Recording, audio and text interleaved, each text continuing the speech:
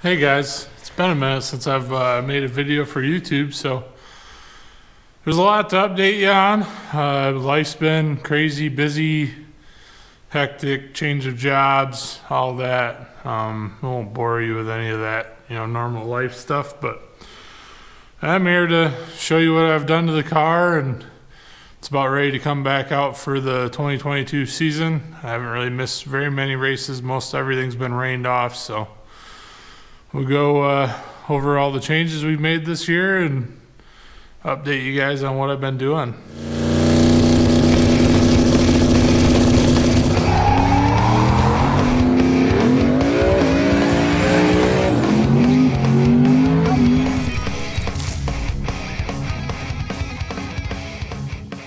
So I don't really remember how much of what I've updated you guys on. As I said, it's been a very long time since I've made a video on the car, but I guess I will start from the back because that's where most of our upgrades have happened, and then go to the front.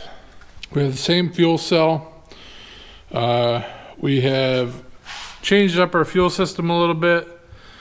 With COVID and everything, these aren't exactly the rated filters for the 7 gallon per minute pump, but we upgraded to a brushless 7 gallon per minute pump. These are actually for a mechanical pump, pre and post filter. The post one's up there, but yeah, dash 16 in, dash 12 out, and then dash 10 after the filter, which is just our old hookup. So I think I've shown you guys the massive sliders that I've got on this thing. Obviously this used to have an angled set of shocks on it. I changed it to a set of straight up, changed the mount on it, and it's got a Rhodes anti-roll bar. It's sucks to see, but you can see the link right there and there. So yeah, rear end's completely built twice now. Had to change gearing in it. I've got my brakes on, those have to be changed. So the problem is the new wheels do not fit these Willwood street brakes, so I have to order another set, and that's kind of one of the last things we're waiting on. It's kind of unforeseen. I could have swore I test fit them, but I didn't, apparently. So yeah, got this all together. Not much else back here is new. I guess I can show you the drive shaft. We upgraded from a 3.5 to a 4-inch aluminum drive shaft, and that was mostly because I had to go ahead and shorten it anyways.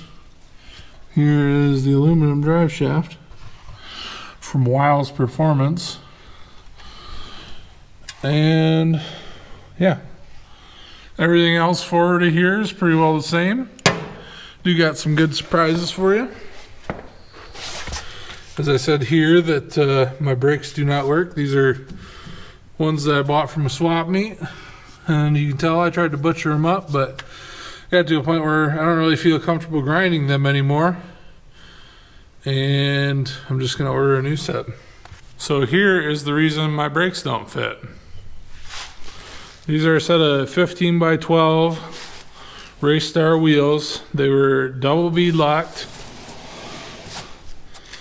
by MacFab, 4-inch backspace, and these street brakes do not, they hit on this inner bead lock ring, so I have to buy some strange brakes.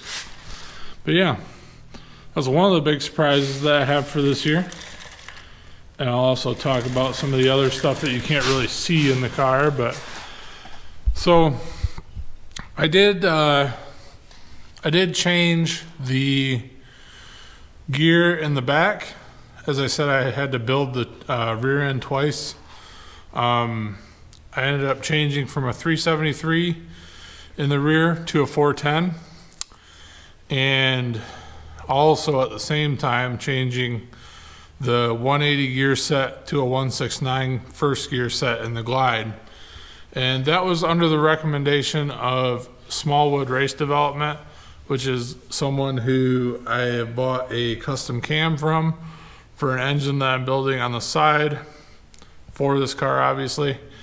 I'm not really ready to announce that yet, but it will be in a video coming soon. I haven't really worked on it much. I've been focusing on trying to get the car running and driving, but he thinks that, you know, with some of the problems I had last year with it not really mile per houring in second gear, essentially the problem is that it would be 500 foot before I would get into second gear, so it wouldn't have really that much time to mile per hour. So I wanted to keep the same starting line ratio and basically allow the engine to actually do a little bit more work in direct or second gear in the Glide. And he thinks that will help the program. I may end up having to change to like a 430 gear. It really depends on what I can get to hook, and now that I've got some of these suspension upgrades that I can actually adjust into, I may need a different set of shocks, but basically it's going to help keep the same start line ratio, but also be able to work better in direct. I also did forget, it's got a set of Vikings on the front now.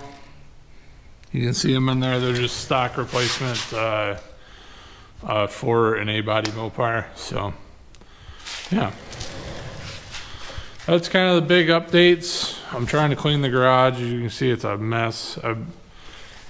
I went to go put these tires on yesterday and take the car for a ride, give you guys a video, and obviously that didn't happen because the brakes hit. So gotta spend some more money and put different brakes on. But I also got another surprise. These came up cheap, and I was like, well, I might as well have a set of doubles for slicks and a set of doubles for radials. So those were a pretty, honestly, these were as much, they're used obviously, but these are as much as I paid to convert these wheels, so it was kind of a no-brainer to have two.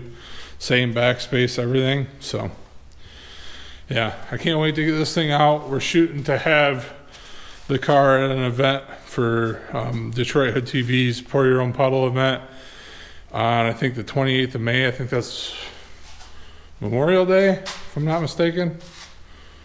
So keep an eye out for me there. As always, follow all my other social medias. I'd say I'm the most active on TikTok. It's just easier for me to post from my phone and kind of answer questions and stuff and get back to people. The YouTube thing has been all right, but I just haven't really had the time to sit down and do this, basically think about what I need to make a video out of.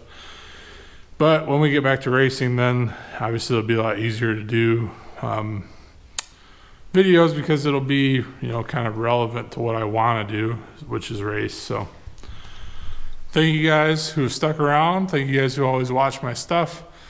And I appreciate you guys. Thank you for liking, commenting, subscribing, all that stuff. I'll see you on the next video. Thank you.